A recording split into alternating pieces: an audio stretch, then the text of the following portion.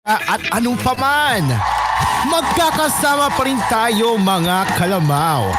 Sa lungkot at ligaya, kami pa rin ang iyong paboritong tambayan. Broadcasting live from TVH Group of Networks.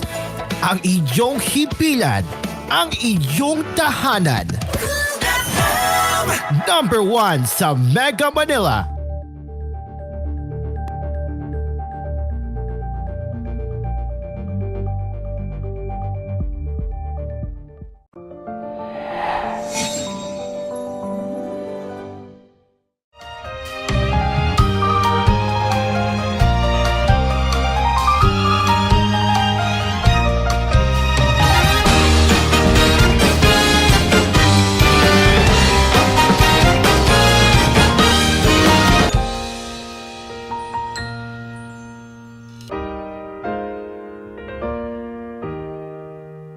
Alright, where was I? Oh yes, 6:31.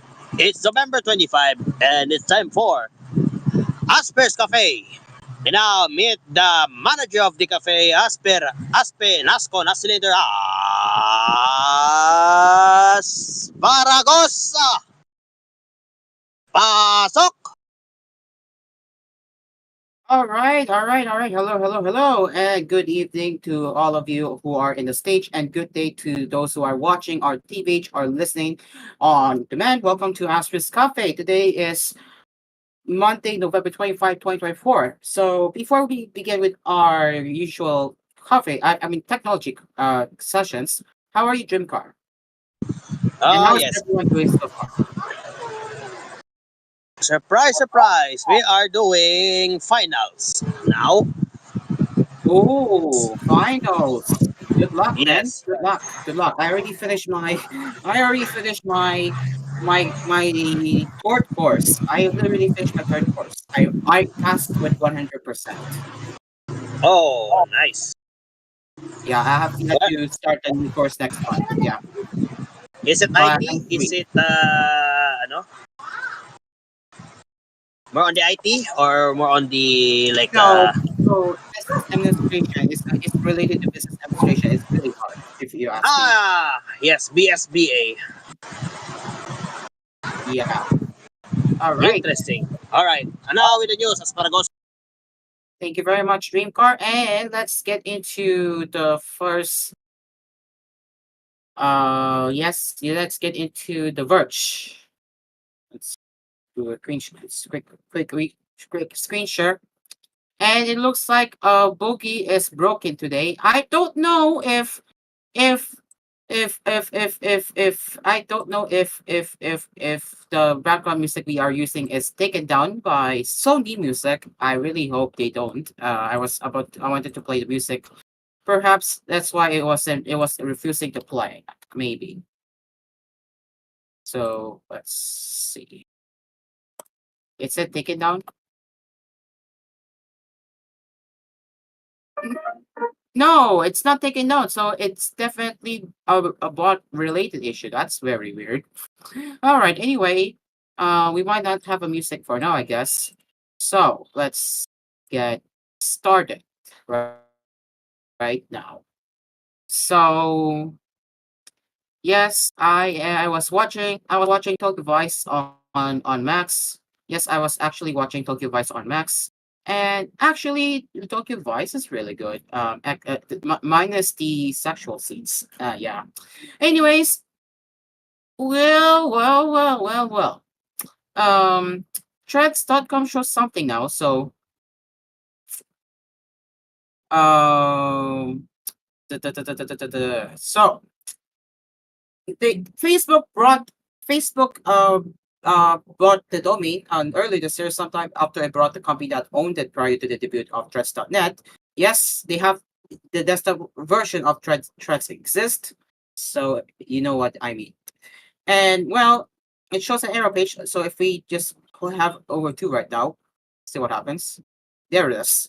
Sorry, something went wrong. We're working on getting this fixed as soon as we can. So right now it doesn't seem to work, but it looks like Threads could still be working on a new domain. We have to keep an eye on that one here. All right. Let's see what else. What else do we have here?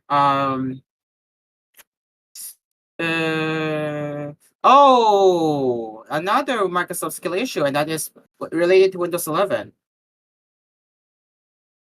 Yup, another Microsoft skill issue.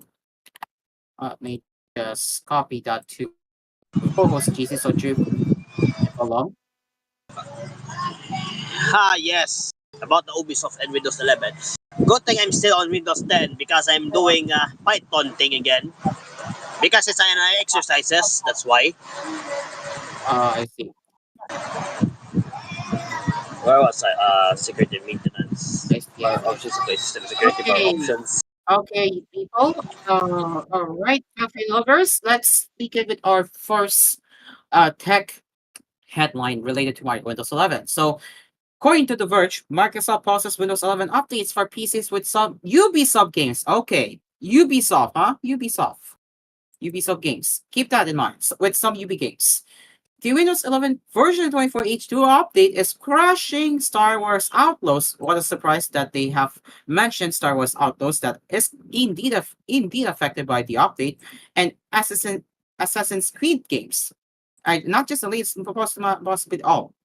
So, Microsoft has stopped offering updates to Windows 11 version 24H2 on PCs that have certain Ubisoft games installed, BP Computer reports. The company made the move after complaints that Star Wars Outlaws and games in the Assassin's Creed series were crashing after installing the new Windows update. Microsoft confirmed the compatibility hold in a status update yesterday evening and says it's working with Ubisoft to find a fix. In the meantime, the company recommends against installing the Windows 11 24H2 manually. So here are the affected games: Assassin's Creed Valhalla, Assassin's Creed Origin, Assassin's Creed Odyssey, Star Wars Outlaws, and Avatar Frontiers of Pandora. Surprised that I'm actually quite surprised that Star Wars Outlaws is listed there. So even though Star Wars Outlaws is widely criticized game and because of its DEI bullcrap that is included, I'm actually surprised that that game is affected by the update. Microsoft writes that Ubisoft has released a temporary hotfix to address crashing issues in Star Wars Outlaws, but says that players might still experience some performance issues. Honestly, if I were you, I would rather wait for the stable update on Windows 11 to come to arrive via Windows Update. And no, I don't update newer versions now as I used to back then because again, this is the only computer I have. If I have another computer that is working, I would do that. But since this PC is the only mate that I have here with me, I am not going to be updating newer versions every time. I will wait until this stable feature update comes in. So there's that. So what do you think? What do you think about this Windows 11 another skill issue? Alright, I usually don't play Ubisoft games because I'm not usually commonly related to all of those gamers. And but for the regular user like I am, this is a pain when you have Windows 11. Good thing I have Windows 10 though. I right. Thank you, Dreamcars. So that's the stake. Let's see what else can we cover next.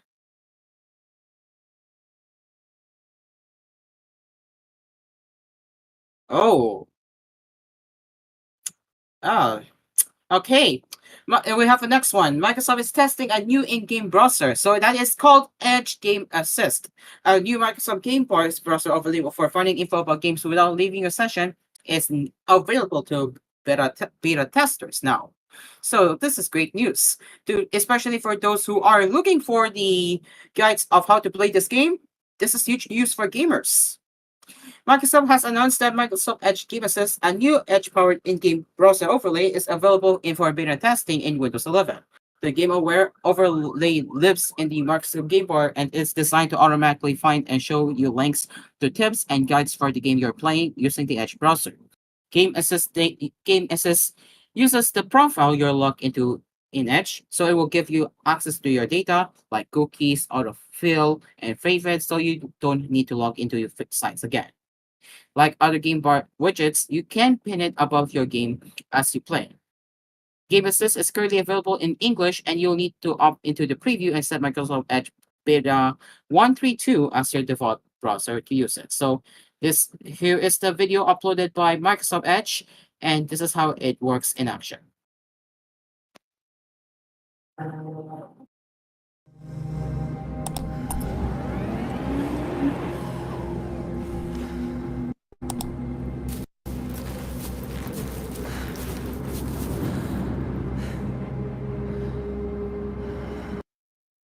Yeah, it's that nice, huh? Very useful. There's another one. I think this is the same thing. I might be wrong. Yes. Oh wait, there's another one. Yes, there's another one. This was the same title here. You will have to find content yourself for most games from now, but the Game Aware part of Game Assist will service information automatically for a few games, including Baldur's Gate 3, Diablo 4, and Hellblade 2, Senua's Saga. Microsoft says it'll be adding support for others throughout the preview and over time. Here is the second video that how the overlay looks when used to follow along with video guides. Let's watch this. By going to the right-hand side and into the village, and you should notice the lore stone kind of on the outer edge next to the fence. If you were to continue the chapter and kind of look behind you, you may also see it. Look behind. So there you go. So that's how it works. By watching the with a video with in game guide with the overlay. Very nice. And I expect that this is going to help a lot of newbies who are new to the game, and myself included. Since I haven't played video games that much, I'm actually excited for this new feature. Microsoft says it's collecting feedback in a few ways. You can share your feedback in Game Assist by going to settings and more, send feedback. You can also vote on which features you want to see added to Game Assist using the new Game Assist community feedback portal. And we will be monitoring feedback on r/Microsoft Edge, X, and other social channels as well. Honestly, is this even maintained by Microsoft?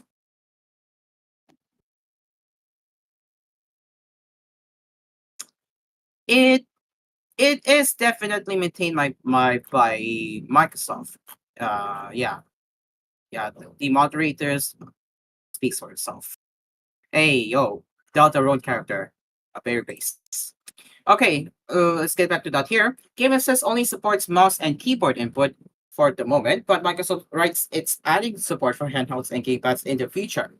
Combat mode support is also coming later, the company says. So here are the instructions if you are interested in getting started with Game Assist right here. So you need to make sure your Windows 11 and Game Bar are up to date. And there's a catch.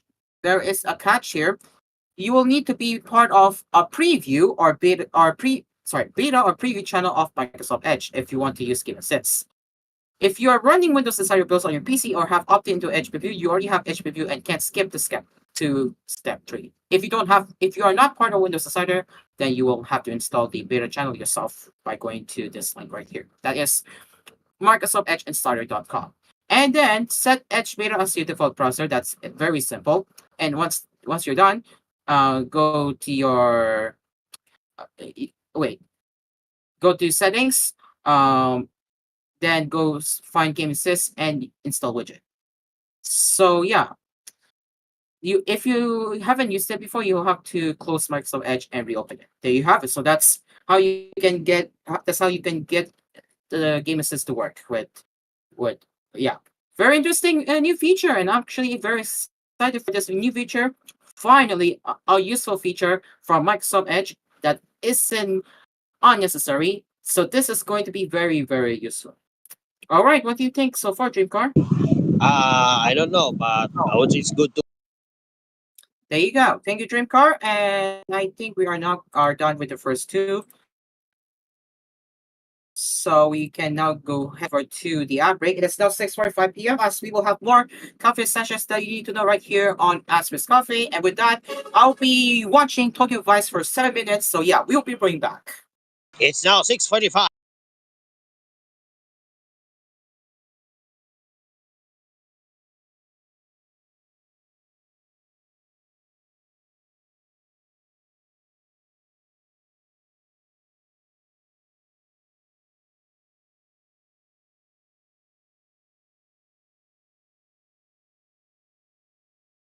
This program was brought to you by DLX Karaoke, ang tunay na karaoke ng bayan. And TVH, the home of entertainment.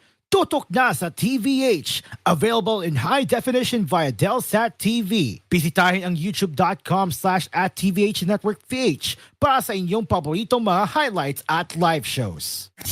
Araw-araw ang ating Squircle.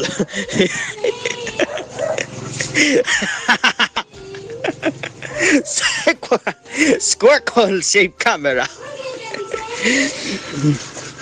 A great name for the unusual shape. We call it now Squircle. Housing on the rear of the device with two sets of cameras, of course, and it also comes to the 6.3 inch. That's coming from The Verge. I would say it's good for it's good. It's good for the add-on for the Pixel series, but let's make it today. Squircle, huh? Squircle. Wait, I'm going. I nearly laughed. They call the shape Squircle. Hold on, I'm going to set it on the on our DC. Wait, Squircle. Uy, yun pa. Love it. Cork. Squircle. What the hell is Squircle? Like literally. According to the Pixel 9 Fold, there it is. They called it the Squircle. Oh man.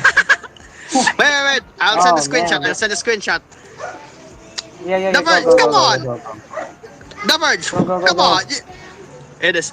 Come on, Verge. Why would you call it Squircle Squircle shape? Circle shape. Circle. Square. Square plus circle. Why did you add it? Word. I think The Verge is trying to fit with the Millennials Dictionary right now. I think so too. I think so too.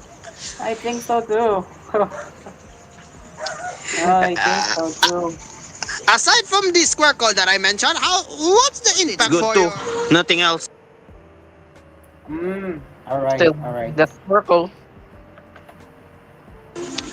Asphere, if you have time, highlight the Squircle on your account. Squircle. Somehow. Like Squircle.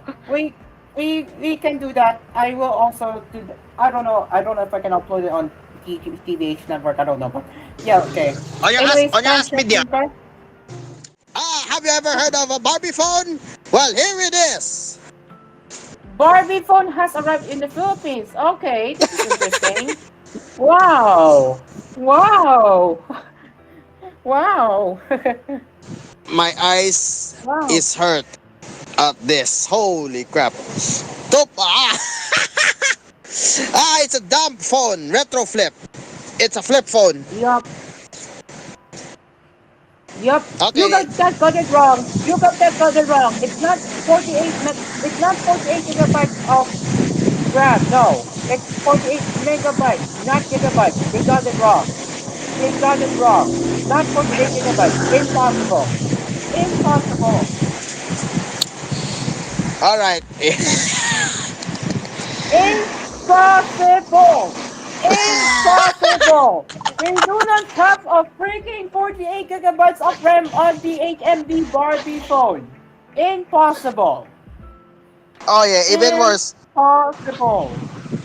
You Anyways. you want to experience a good quality phone? And holy shit, the 3 megapixel, 0.3 megapixel is this small. Yes, it is small. It is small. Anyways, now this is interesting. Nokia Series S30 Plus OS. It's a Nokia. This is just a feature phone OS, so it It's is a clone. practically impossible to feature a 48 gigabytes of RAM OS. Yucatec! What is this, 7,799. Okay, Yucatec, editor. Tech editor, what is this? Tech editor, explain what is this? Like 48 gigabytes of RAM does not exist yet for the phones, okay? The future phones does not have 48 gigabytes of RAM. Tech Yeah. editor got it wrong. Is it me or is Yuga Tech blind? I usually thought that 48 gigs Tech of RAM is for laptops and for PCs. They mistakenly mentioned that HMD phone is a laptop. in fact, it virtually does not exist. It's actually 48 gigabytes of RAM. Good Lord, Princess. All right, Okay, we are done exactly time. here. Asparagos, Yeah, we are done make this here. as a moment. Make this as a moment. We are going to indeed make this a moment because it is a 48 gigabytes of RAM. Like that is impossible. Oh my gosh! Oh my gosh! Yucatec, explain this! Explain this, Yucatec! Oh my gosh. All right, all right, all right, guys. Oh All boy, right, guys. All what right, an guys. All right. episode! I know. All right, guys. That is it for Access Coffee tonight. As always, thank you so much for joining our coffee tonight. What a way to end this show! Oh my gosh. Anyways, as always, we will be back next week on the same time, same station. Same Until then, station. I'm Taro. And I'm Team Karaoke. The And the cafe coffee is is now now closed. closed. We will see you tomorrow. And of course, we will be talking about anime tomorrow. Bye bye. Bye, guys. See you tomorrow. Trim the announcer speaking. Asper's Cafe is produced by TGON Productions.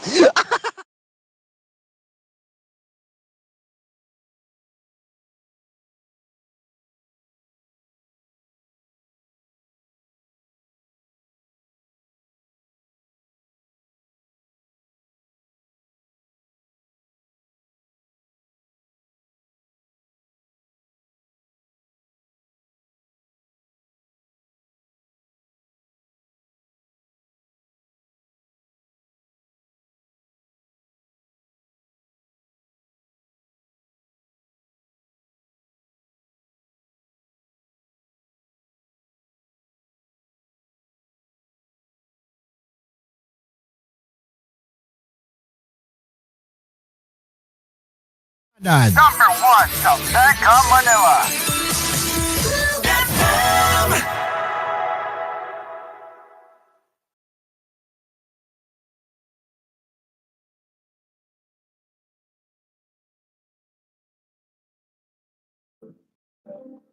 All right. Welcome back to the cafe. Yes, I'm still watching Tokyo Vice.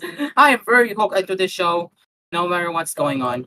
Okay, so I finally paused the episode. So okay, let's continue with our screen share here. All right, let's find something new here.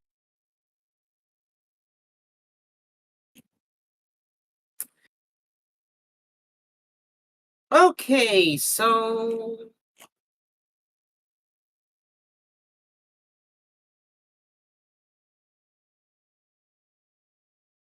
okay, well that is interesting. Well, it's a politics, so I can't get into that one.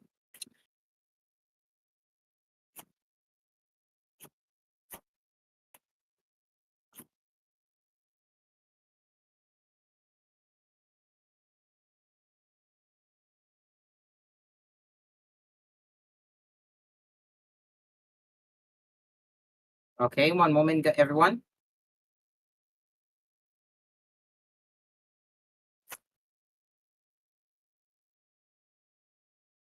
Boo! L, the New York Times. L, freaking L. L, L, L, L. L, L, L, L. Oh dear. Such an L, huh? After receiving a cease and desist letter from the New York Times, the owner of All Connections' own creator that also had a full archive of the NYT's puzzles has removed it. You can still play puzzles. Yeah. Why did they do this? They don't respect the archives now. So yeah, shame on the New York Times. To be fair, shame on the New York Times. Yeah, shame on the New York Times. Okay, so now it's this. Oh, it's another notepad article, which we will not get into that here. Okay, maybe we can cover this one. All right, let's get into the next one, and that is Google prepping Gemini to take action inside of apps. So, this is again according to the version. Google released the first Android 16 developer preview earlier this week, and key eye observers are already uncovering interesting tidbits, including one that hints about a much more useful future for Google's AI assistant. An Android authority, Michelle Rodman, writes about a mysterious new API in Android 16 called App Functions, which appears to give Gemini Assistant um, agentic-like abilities to take action in apps. It sounds awfully similar to the upgraded App Intents Apple supports in iOS 18, and it's exactly the kind of thing that could make AI assistants much more useful than they are in their current state. A page on Google's developer site describes an app function as a specific piece of functionality that an app offers to the system. These functionalities can be integrated into various system features, really clears things up. But Ratman points to a specific example buried in the documentation that sheds some more light. It details how an app developer could use app functions to expose certain actions to the system, in this case, ordering food. With this function available to Gemini, you might be able to place an order with your neighborhood Thai restaurant without having to open the DoorDash app. That's kind of neat. Apple's working on a similar approach to a smarter assistant. One of its promises for the smarter Siri we were supposed to be get in iOS 18 is that it will be able to take action in apps for you. By updating its app intents framework, Apple has created a way for developers to expose order food type functions to Siri. According to the rumors, we won't probably see that update until spring of 2025 though. Doing things for you was kind of a whole promise of smart assistance from the beginning, but that hasn't started materializing until very recently. Gemini can access information in certain apps with your permission, but currently it's mostly limited to searching things like Gmail and Google Apps. And Siri's biggest update in iOS 18 so far added a ChatGPT extension so you can ask more complicated questions, but it still falls short on taking action. Now both platforms appear to be laying the groundwork for a better assistant, and 2025 could be a very interesting year for AI on smartphones.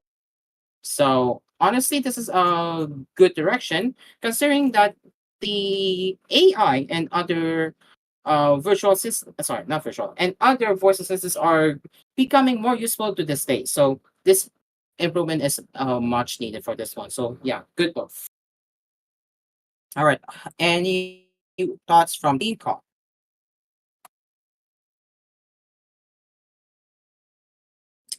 Hello, Dreamcar. Okay, no reply. I think he's busy. That's fine. We will move on. We will get in. He will follow up anyway later. So let's see if we have any more stories.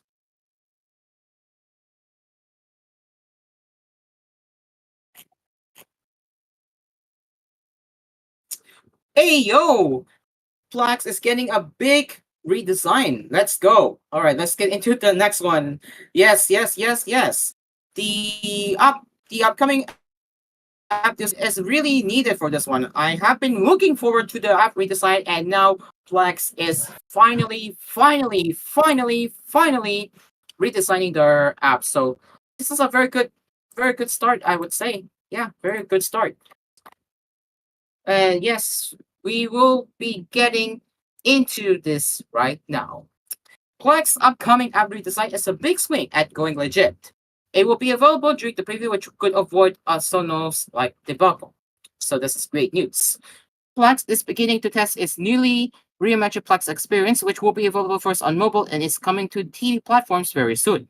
Plex says the new experience has been in development for almost 2 years and it's designed to bring everything you love into one seamless interface. But don't worry, while the new version of the app is currently missing some features, Plex says it will be closing those gaps and will keep the current app available during the preview, which will hopefully prevent Sonos like debacle.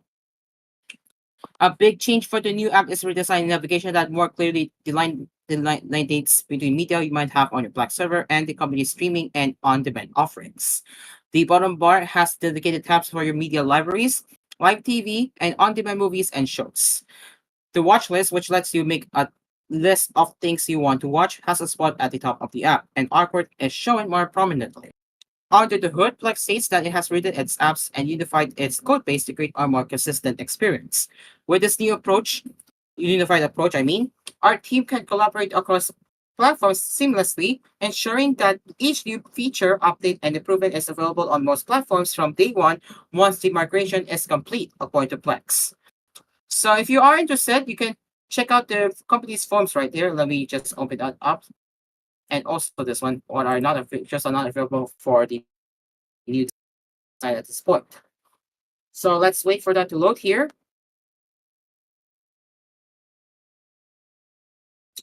All right, so this was published 14 days ago, it seems. So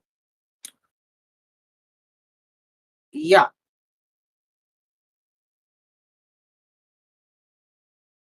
This is how it works. And for the features of the new Plex experience, let's have a look. All right, so here it is, navigating the mobile app, favoriting libraries, mobile app settings, mobile downloads, how to grab app locks, and mobile system permissions. So here are the features that are available right away. We have,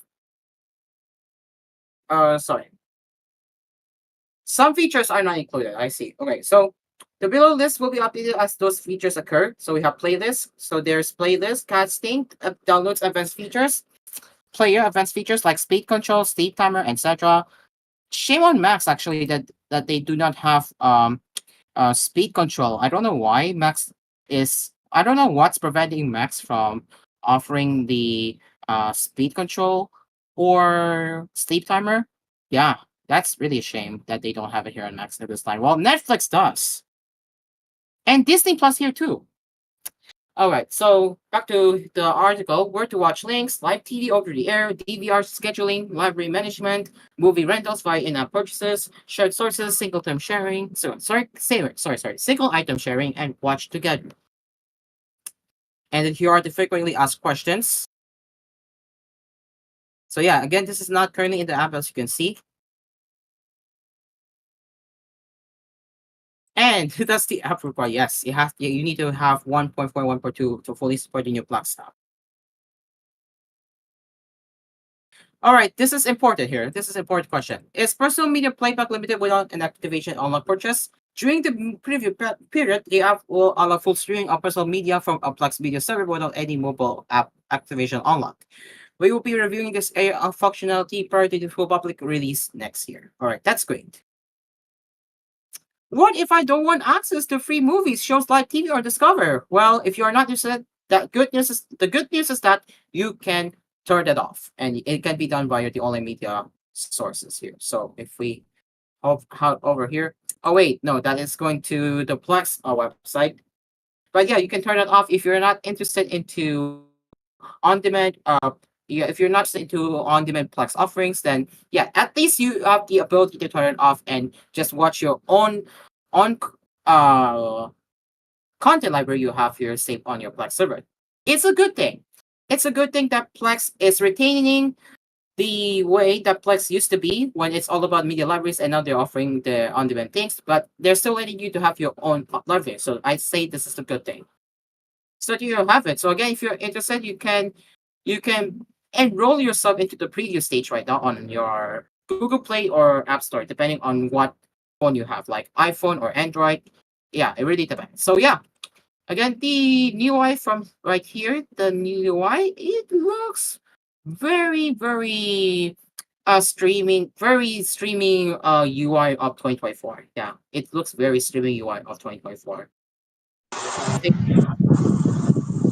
Very basic too.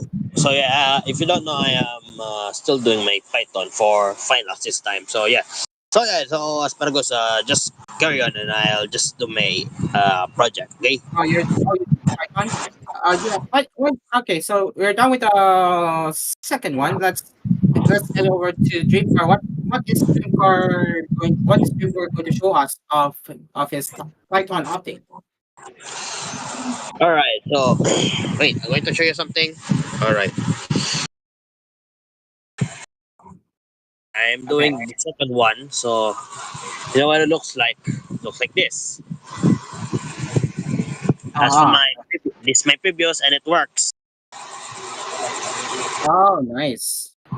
Now Nice, I got nice. my that's my first this is supposedly my pre-final. Next one is this. So this is the new one when which I am now nearly done. So I'm doing the delete, search, and update thing. So yeah, I'm using codemy.com for their lesson. So yeah, that's what I'm doing right now. I'm nearly there, nearly done because I'm now usually it's just the same, but it now this time going to have like a list and then search function to do that. So yeah. So yeah, Uh-huh. so Paragos, what time is this? Is now 7:06. So I think do we have a commercial break later or not Later, now? later we have like 3 minutes left. All Later. right. So Asparagos, just continue your cafe. So let's continue. Thank you very much for your showcase, Dreamcar. All right, so let's head into the next one before we head into the ad break. Okay. Wow! No, wow! Google TV ads. Google TV ads have giant QR codes now. Okay, so let me get my screen share again just to show you.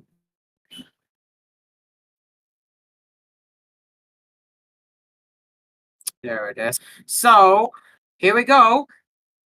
So Google TV has introduced a new ad format that throws a gigantic or gigantic QR code on top of the subject matter.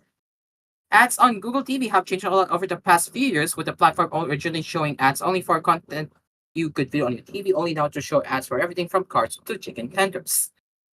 Recently, we highlighted an issue with these ads as a confusing video game ad prompted viewers to buy now with a link that simply opened a YouTube channel.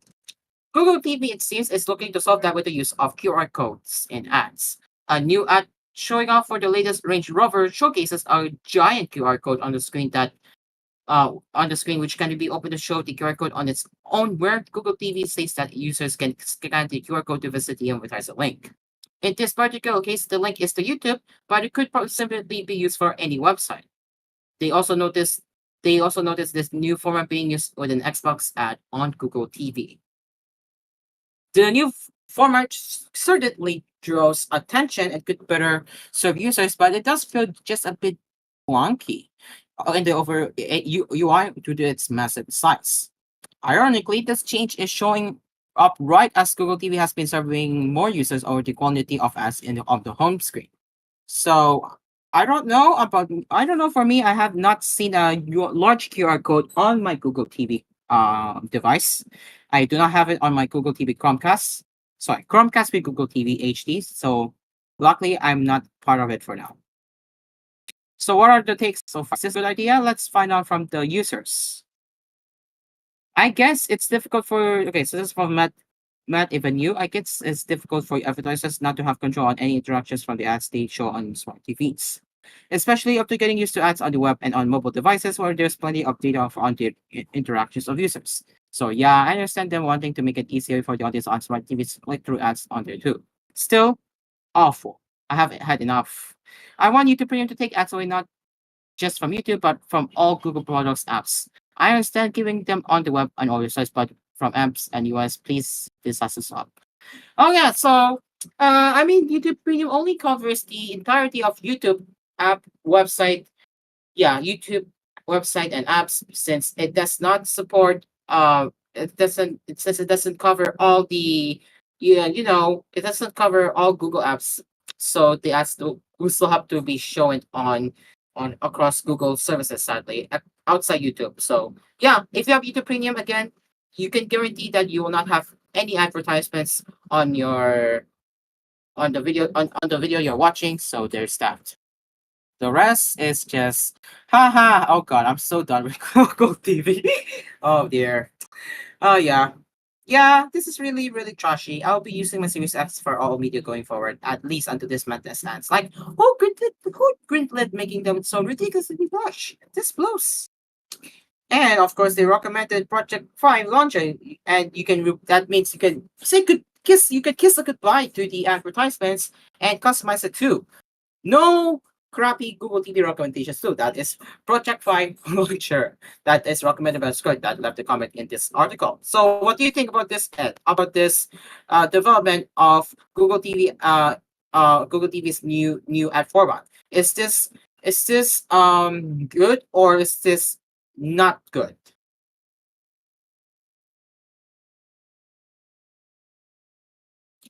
Okay, no comment. I guess Dreamcar. That's very weird Anyone? though. Wait, what? Sorry. That's very weird that they have big QR codes now. Weird. You said weird. Okay. It's the QR code too big. In your opinion, is it too big? It takes a lot of space though. There you go. Yeah, I agree with Dreamcar. The QR code is very big, and I don't think it's going to be set. I don't think it's going to sit well with people who have Google TV devices like Chromecast, with Google TV, Google TV Streamer, or other Google TV powered devices. I don't think this is going well. If this happens in my country, yeah, it is not gonna go well. All right, there you go. I'm gonna before I forget. I'm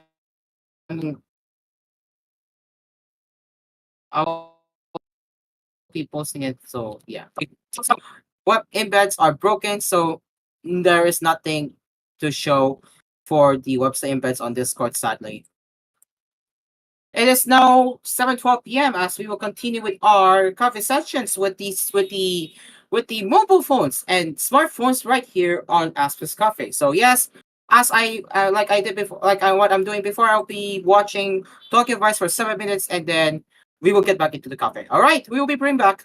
See you later. It's 7:30.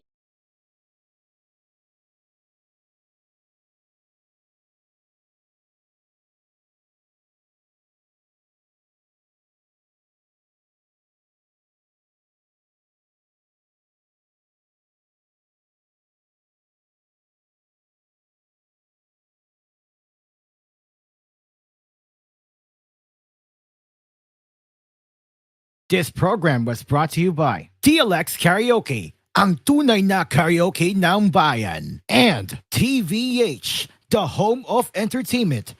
Tutok na sa TVH. Available in high definition via Delsat TV. Bisitahin ang youtube.com/@TVH Network PH para sa inyong paboritong mga highlights at live shows. Araw! So we will hang on. Oops. Hold on. Utah, TP Sam, Mark Morales. That's the guy. Hoy! Hey yo. That's the There's guy. another part from DJ Sen. Ayun. Okay. What keep up group it is, but I received one that has a skip, 5 second skip, then the other one doesn't have. This Oh. what? Hey yo. Hoy!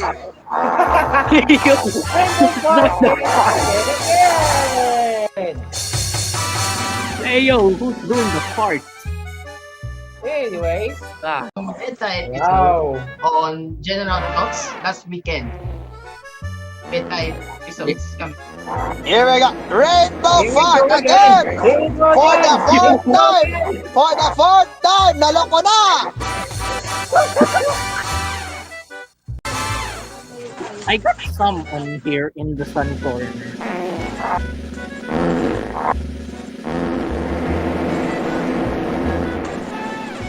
Anyway, Do we have a counter for rainbow farts? I would propose to have a counter for rainbow farts every time we do Asphere's Cafe. That's the 11th time. I keep on. Yo! What's up, Asphere Cafe. Rainbow Park? Oh boy. Rainbow Park. Oh no. Game pixels making Do we have a counter? Do we have a counter for Rainbow Farts? It's now 14. It's now 14. Okay, we'll do it. Explode! The rooftop is locked. The rooftop is locked for now because it's not ready for prime time scenes. Someone did Rainbow Fart here.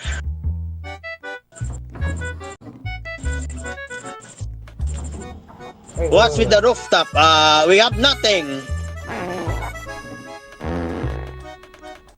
Oh, functional elevator here now.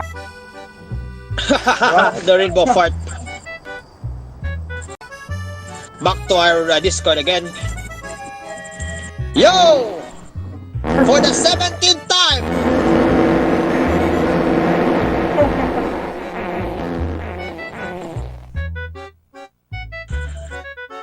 For the 17th time! Oh, the 17th time. Yep. Come on, my Roblox. Come on, my Roblox. Okay. Give me a room. Oh, oops. Not gonna allow this. I don't want this. Let's just say 603. Okay. I'll get 603. Time check. 7 minutes left before we end our hangout.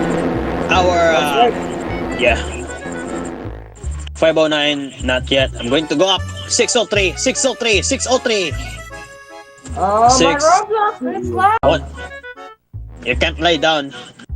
Toilet. No rainbow farts here. Working shower. We have no shower here. Okay. Balik sa ating may windows. You want walang TV dito kasi we need to my Roblox is put lagging. Thanks for the Rainbow Fort that lagged my Roblox and my computer. Amazing. So let's bring all here. finally. Alright. Hey, We broke the record, ladies and gentlemen. We broke the record. 20 Rainbow Farts. wow. For my background, I guess.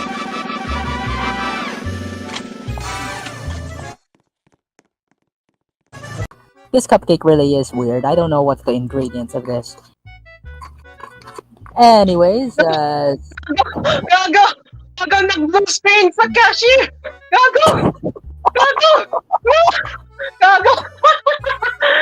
what? Nag-blue screen sa cashier! Gago! What? Wait, where are you? Hang on a minute. Dude, I'm on the left! Oh, look! Bro! Gago! Where? Oh, hang on a minute. I'm gonna look at it. I'm gonna look at it.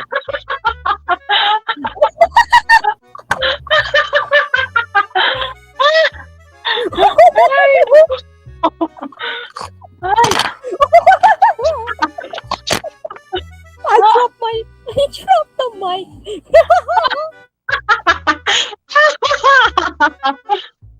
Oh, not again. Wait, I'm gonna send a screenshot. Stop falling, Mike. Oh my goodness. Oh dear. Oh dear. Oh dear. I have to sacrifice my PC just because of how Terebs, you told us you've already paid the electricity bills. You did not pay to repair all of the equipment here. What? Naloko na talaga. You did not pay to repair the computers right here. You've got to be kidding me. Oh You man. paid the bills and then that's oh my Check the god. right cashier. Let's check the right cashier. Is it also blue screen of death? Does it have that? Did I get blue screen of death? Let's check the right one. Let's check the right cashier. Oh no, I got exploded. Oh my god, I'm down. Okay. I checked it. I'm gonna check it. Oh, it's the same thing. Oh my god. Doing? What? Wait, let me check the right cashier. Let me check the right cashier. Is that the blue screen? Naloko na! Naloko na! Nako. Someone please fix the cashier systems. Oh my god. Why is the cashiers experiencing technical difficulties?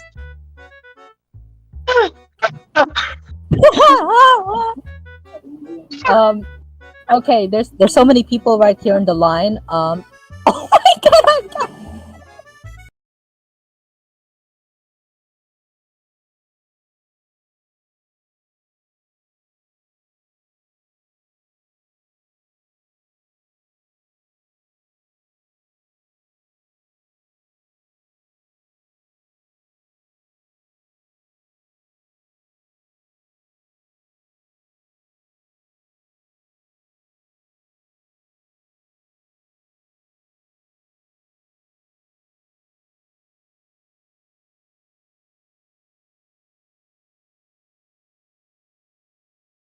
Ating Pasko sa iyong himpilan, ang inyong tahanan. Number one sa Mega Manila.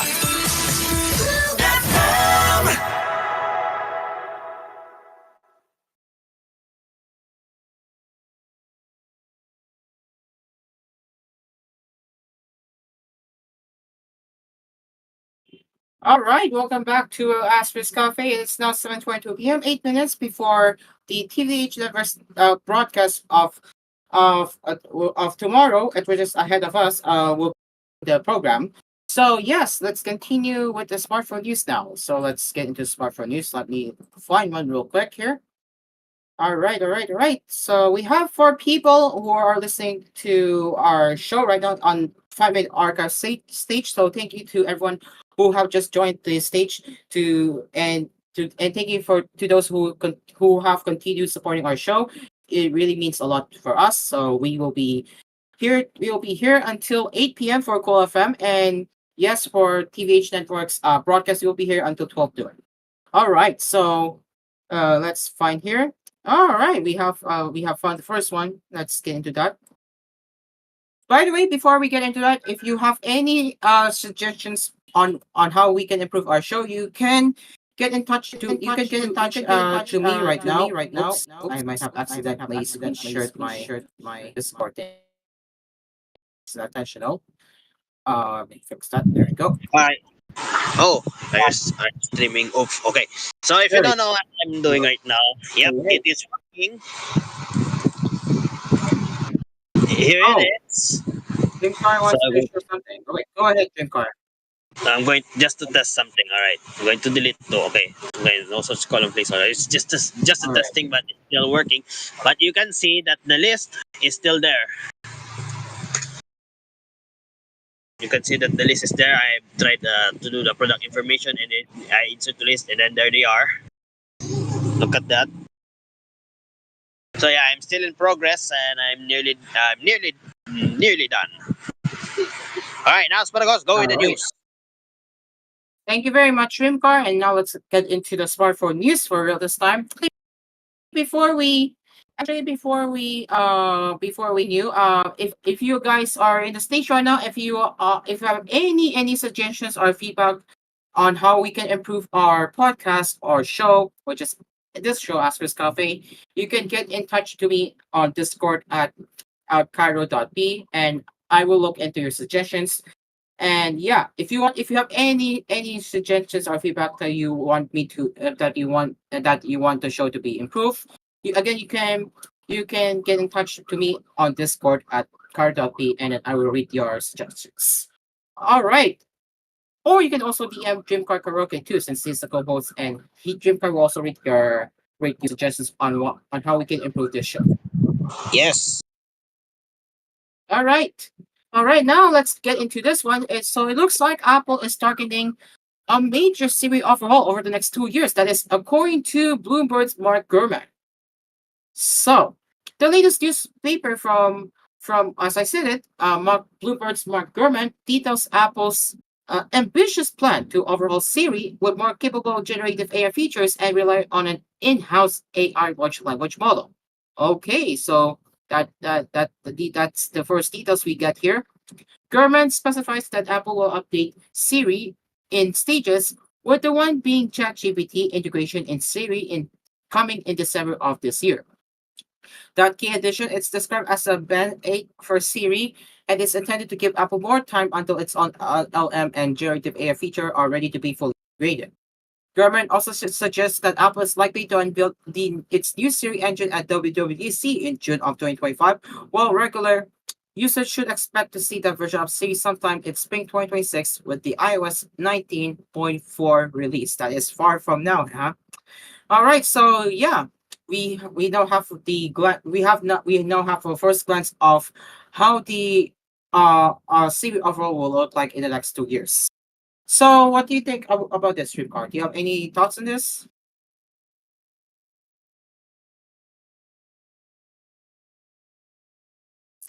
Okay. So this is actually this is going to be very interesting on how Apple is going to offer a Siri. Since at this current stage, we all know how Siri works, functioning as a voice assistant, and of course no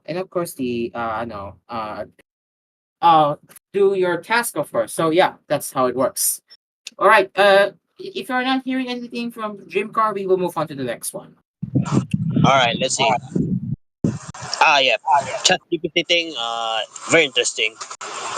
Aside from that, nothing much, nothing else. Wait, Jim Car. Apple's ambitious plan to overhaul Siri with more generative AI features and really, yeah. But that's what I meant.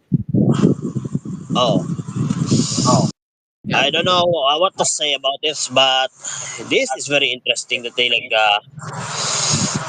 go to this type of situation that they going to like replace Siri and made it to supposedly integrating Siri to Chat GPT 2. Nothing All much, right. so yes. All right. Thank you, Jim Car. And now let's move on to the next one. Oh wow, 1943 appears on Geekbench. Huh. So and nothing 4 appeared in a Geekbench listing, and it all points to its being the long-awaited Phone 3. The device bearing the Nothing 8059 was listed with an unspecified chip that matches the Snapdragon 7S Gen 3 SoC with a prime core clocked at 2.5 gigahertz, 3 times performance cores working at 2.4 gigahertz, and 4 times efficiency cores humping one at 1.8 gigahertz. So this is the benchmark score for Nothing Phone 3. You can see here. So for the single core score, we have 1149,000. We have 2813,000 multi-core score. And there is system information. And of course, this is going to come with Android 15, so that's a surprise here. The device in the listing has 8 gigabytes of RAM, and yeah, if you know, you know. So it expected to be joined by a more powerful more powerful Phone 3 Pro model, with the latter being a successor to the Phone 2. So yeah, this is going to be awesome, knowing that this is going to be a good phone for Nothing fans there. So apart from the Snapdragon 7S Gen 3, Phone 3 is rumored to bring a 6.5-inch OLED screen and a starting price in the $600 or 50,000 Indian rupees range. So what do you think about this Geekbench score for the upcoming phone that is called Nothing Phone 3? Dream car? No comment. No comment. Okay then. All right then. Actually, for me, I would say that I'm not sure if I should even say that's an improvement, but mostly the performance will be good. It will be good enough. I don't see much. I don't say my own point of view. I don't think there will be a huge leap, but I can say it's just going to be good enough. That's all I can say. And it looks like class hits. And it looks like our clock has hit 7:30 p.m. So that means TVH Direct viewers, I am sorry. I as much as I wanted to show you more smartphone headlines, but it's time to go for TVH Direct viewers. who are watching it this morning. So thank you very much, TVH and viewers, for stopping by to our cafe this morning. As we will return tomorrow with another round of tech headlines that you need to know. And for the continued headlines, you can head over to our YouTube channel, TGON Entertainment, TGON Cool FM, and AspMedia for the replay of this episode. So yeah, the TV show viewers, we'll see you tomorrow at the same time, 11 a.m. to 12 noon, of course. And for Co-FM Primetime listeners and to the audience on stage, stay right here as we will continue our coffee session. So don't go anywhere. With that, my name is Caro. And I'm Dreamcar. The cafe is now closed for TVH. And we will see you tomorrow for TVH Denver viewers. Again, cool FM primetime listeners and viewers, don't go anywhere. Same for those who are sitting in the audio stage on Philippine Podcast. We will continue until 8 p.m. But for now, goodbye, TVH. Goodbye. Asper's Cafe is produced by TGON Entertainment for TVH.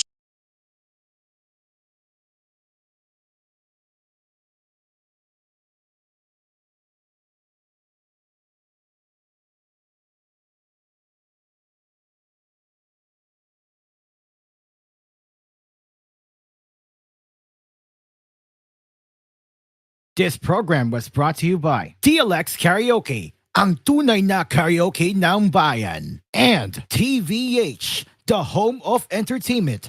Tutok na sa TVH. Available in high definition via Delsat TV. Bisitahin ang youtube.com/@TVH Network PH para sa inyong paboritong mga highlights at live shows. Araw-araw ang ating Pasko sa iyong himpilan, ang inyong tahanan.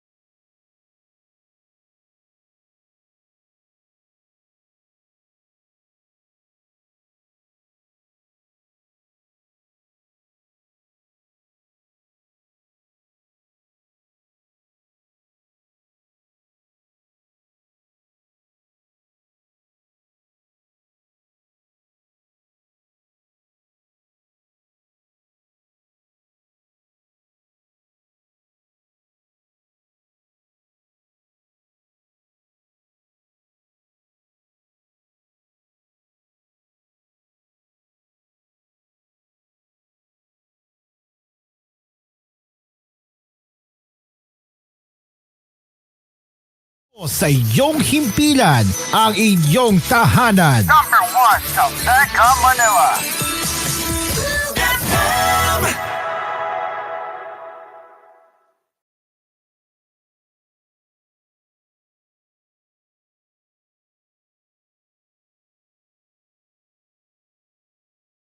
All right, welcome back to Asphere's Cafe to all of the Cool FM Primetime listeners and viewers, and also on the audience stage on Famine Archives. Thanks for still staying around with us because we will be here to continue with our smartphone headlines and other tech headlines until 8 p.m. All right, let's continue. So, all right, okay, so let's get my screen share working again.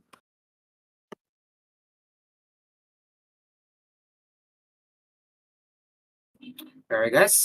So let's see. Okay. All right. So we have the Galaxy Z Flip FE and Z Flip 7 chipsets. And to my surprise, all these devices mentioned will be running on Exynos. So what a surprise to people who are expecting that the regular C Flip 7 will be using the Snapdragon. That is not going to be the case next year. So let's get into this article coming from GSM Arena. Rumors so far suggest that the Samsung Galaxy Z Flip FE is indeed coming next year. Oh, why it looks like a gog? No, what it looks like a? Oh, this is That interesting. No, photo, that photo Dreamcar is the Galaxy Z Flip 6. So this is not that doesn't reflect the actual device at this time, but we are reading this. no Okay, so it will squircle, be no squircle, no pill shape. This is different. This is different than the other two. So this is might be interesting. we're talking about the chipsets, Dreamcar. We're talking about the chipsets, not the cameras here. All right, so it will be a toned down version of the original C Flip at the lower price to appeal to the masses. We're not sure if this is going to have the same design as this year's. We will have to see. The details have been pretty scarce as of late, but Insider has recently posted on X revealing the chipsets powering up the Galaxy Z Flip FE and the Z Flip 7. It looks like the FE will adopt the Exynos 24000E, while the Z Flip 7 will get the still unreleased Exynos 25000. So this signals a shift in strategy as the Galaxy Z Flip 6 this year launched with Qualcomm Snapdragon 8 Gen 3 chip, while the successor is now expected to run an in-house Exynos 25000. Once again, as I said, it's a big surprise for people who are expecting Snapdragon next year. Again, this doesn't seem to be the case for next year's model. So yeah, I just hope that Samsung will do better with the upcoming Exynos chipsets, and it better not be disappointing. Okay, better not be disappointing to customers. Okay, so on the other hand, the C Flip FE having an Exynos 24000E chipset comes as no surprise as Samsung will be cutting costs to achieve a more reasonable price point. Still, the Exynos 24000E is a pretty powerful SoC to begin with and doesn't seem to be lagging behind the full-fledged Exynos 24000 in common everyday tasks. They have seen that it performed well in the S24FE, so Samsung opting for it might be a good idea. Back to the C Flip 7, the news about using an Exynos 25000 might not be too far fetched. A recent report came out suggesting that Galaxy S25 lineup will all be powered by the Snapdragon 8 Elite. Interesting. Which in turn Samsung is reserving its flagship SoC for the foldables, especially if those rumors about 25,000 Exynos 25,000 yield issues are true. So there you go. So what do you think about the details of the Galaxy Z Flip FE and Z Flip 7? What do you think, Dreamcar?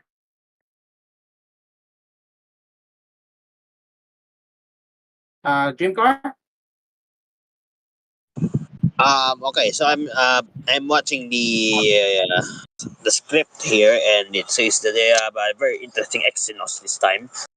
Yep. It's a little bit powerful than the other phones, though. I hope so too. I hope so too. I hope so too. Yeah, I hope so too. Okay. Let's move on to the other one now.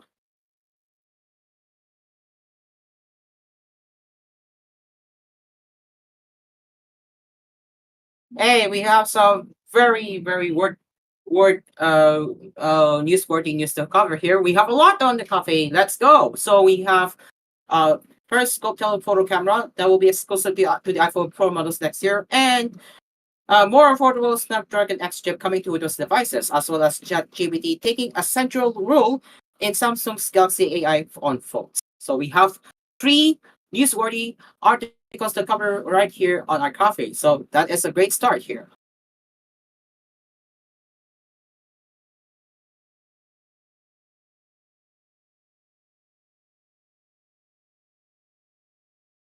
Just wait for that moment. There we go. All right. So let's get into um so the first one. So Apple unveiled the iPhone 16, 16 Plus, 16 Pro, and 16 Pro Max in September, with the only Pro versions featuring periscope telephoto cameras. And if you were expecting next year's non-Pro iPhone 17 models to support periscope units, that is not happening. The word comes from South Korean publication, the Elect, which claims the periscope telephoto camera will remain exclusive to the Pro models in next year's lineup, even though LG Innotek, that makes iPhone camera modules, is investing in the facilities, possibly for the upgraded iPhone 17 series camera module. So, the iPhone 17 series is expected to include four models: the iPhone 17, 17 Air or Slim, depending on how it's going to be called by Apple, 17 Pro, and 17 Pro Max. Since the periscope cameras on the 16 Pro and Pro Max have 5 times optical zoom, you can expect next year's Pro Vision, sorry, not Pro Vision, what am I saying here? Pro version to cover at least 5 times optical zoom, but you won't get that with the iPhone 17 and iPhone 17 Air or Slim, which is a huge bummer. So yeah, you can see of the image of the iPhone 16 Pro Max that it has a periscope camera, but it looks like that the regular iPhone models for next year will still not have a periscope camera anytime soon. So yeah, what a huge bumper. So any thoughts on the details that we have covered so far? Nothing much because according here, yep, they have revealed the Pro Max 16, 16 Plus, and oh, they're talking about the telephoto. So I have no comment on that, but it's very interesting to see. All right, there you go. Thank you very much, Dreamcar. Let's move on to the next one. So it looks like that there could be a day, huh? There could be a day where affordable Snapdragon devices that are powering PCs might happen. Yeah. Again, there could be a day where Snapdragon X chip to Windows devices are becoming more affordable, and yeah, it can happen any day. Huh? It can happen any day. So yeah, during Investor Day, Qualcomm teased an upcoming Snapdragon X chipset aimed at affordable Windows-powered devices priced around $600,000. Not 6,000, but around $600. There you go. The name isn't final, but we suspect it will be just Snapdragon X. Simply just Snapdragon X without any additional branding. Just simply Snapdragon X. Right now, the company is offering the Snapdragon X Elite with 12-core CPU configurations and the Snapdragon X Plus with 8 or 10-core CPUs. Thus, the vanilla Snapdragon X will likely adopt a 6-core CPU, although Qualcomm has yet to confirm this. The company teased that its powerful NPU chip used in the rest of the Snapdragon X SoCs will also be employed in the cheaper Snapdragon X. This in turn means the Copilot Plus will be available even on cheaper Windows laptops. Other competitors are not offering this at the moment. They usually reserve their powerful NPUs for the higher end chips, so this will likely give the company an edge over its rivals. Marketability is unknown, and Qualcomm hasn't scheduled an announcement date just yet, but we see it during next year's CES. So the details are scarce as suspected, so we will have to wait for more information on this one.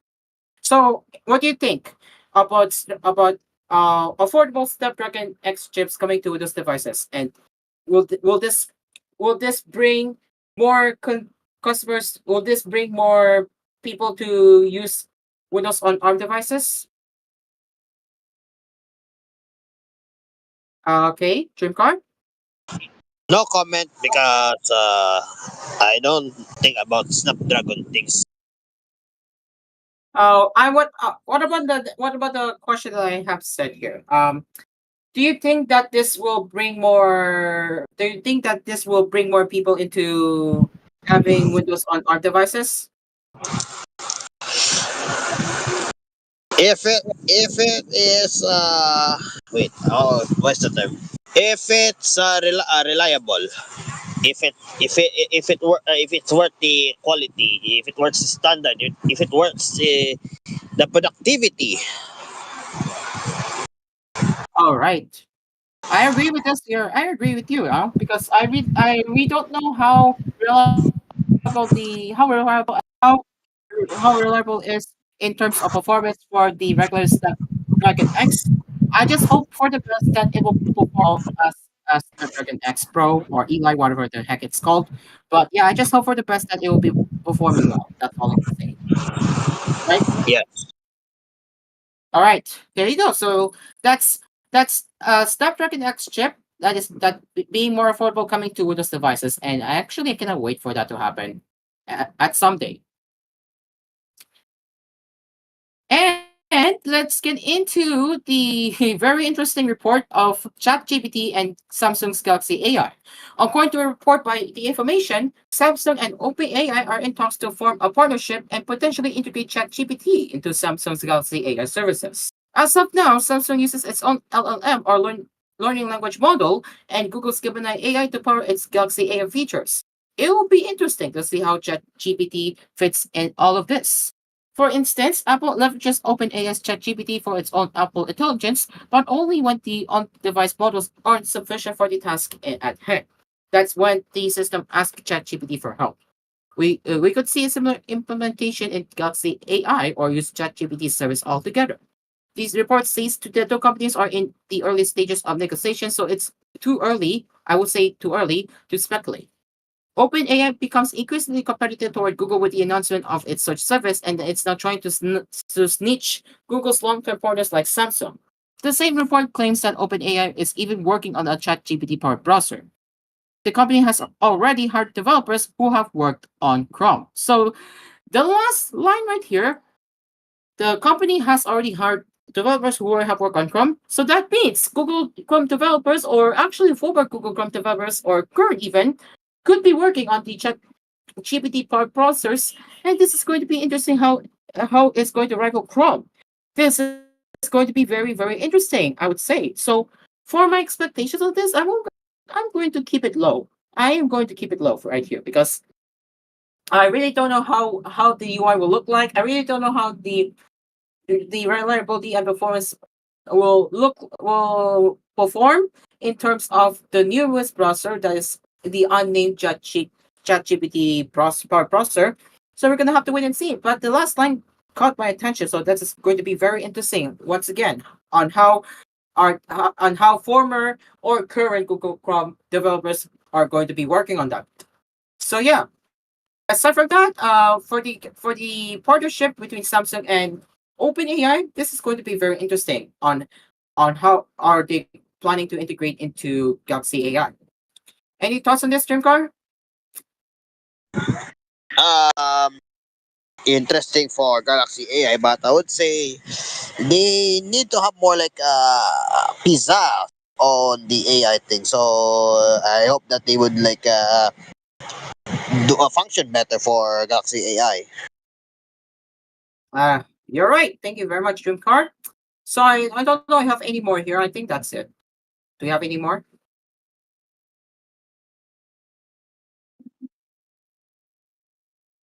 Okay, well, this we have another interesting bit bites here. So remember last month that we talked about iPhone 16 series being banned in Indonesia last month? Remember that?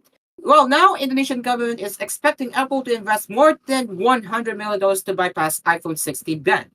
So um so yeah, if you recall, it was due to Apple's unmet investment commitments to the country. Well, now Cupertino has responded with a pledge to invest $10 million, followed by a second promise to bump up the figure by an extra $100 million, which would meet the initially committed sum of 1.71 trillion Indonesian rupiah or $109 million in local R&D facilities.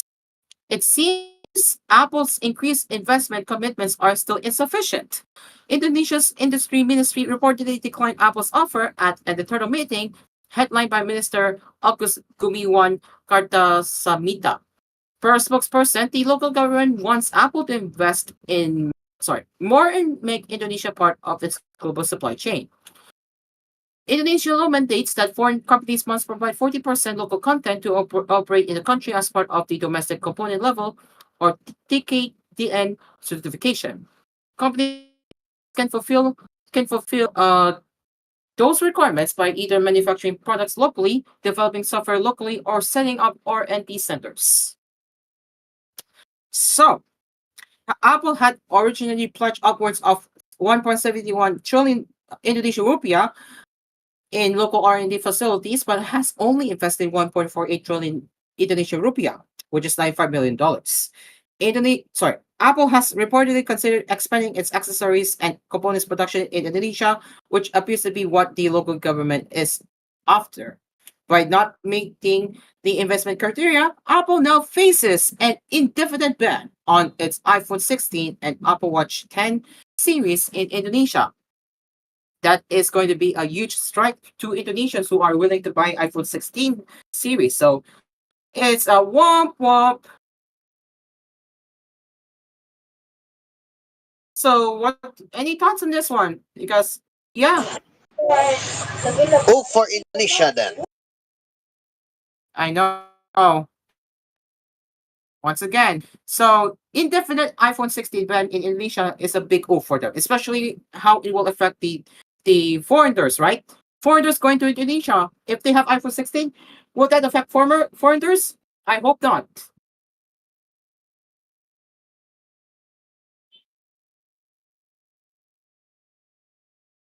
Okay, so I think that is all we have here on the GSM Arena. So we are now going to wait for it. Let's go to anti-piracy news, I guess. Okay. Okay. This just came in. That is actually today, huh? Court expands Google and Cloudflare DNS blocking to combat piracy. Yikes.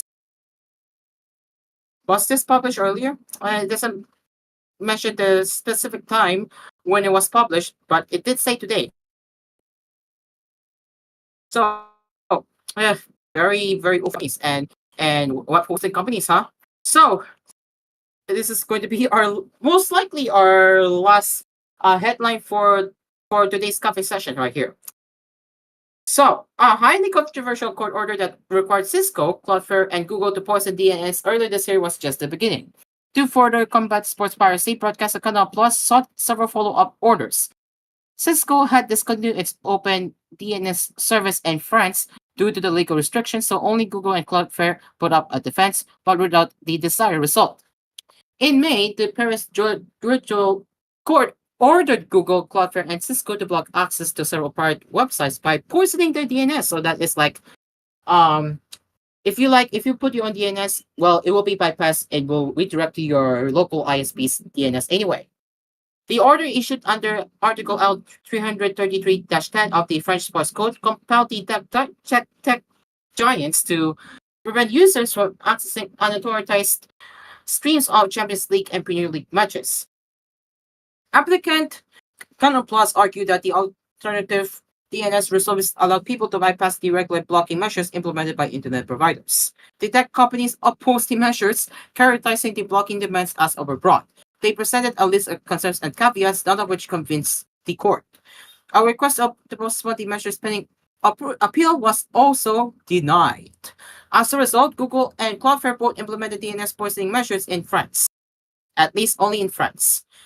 So again, Cisco's OpenDNS service have left the France, impacting all users of its service in the country. So yeah, it's a bad news. The initial blocking of efforts targeted a few dozen party sports streaming domains, including, I'm not going to mention it if you don't know, while the additional DNS blocking order made it harder to access these sites, many other private sites remain accessible. So it looks like only Google and Cloudflare are affected by this. The other rival DNS providers are not affected at this time.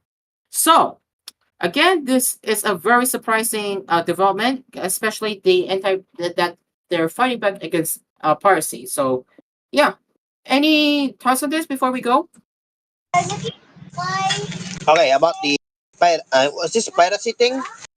I haven't Yes, checked. yes, it's this one. It's this one. Oh, okay. And it's another one from piracy. What brand? What brand supposedly? What network? What company? Cloudflare, Cloudflare, and Google. Cisco backed out in France already. Cisco already backed out Oh in boy. France. Yeah, Cisco backed out in France for providing DNS. So it's a big O for it's a big O. That is But yeah, very any thoughts on different. this about DNS poisoning? One of those things again is Uh, anti-piracy things are very weird. Especially Google is also affected too. No more comments. Just like all right, thank you very much.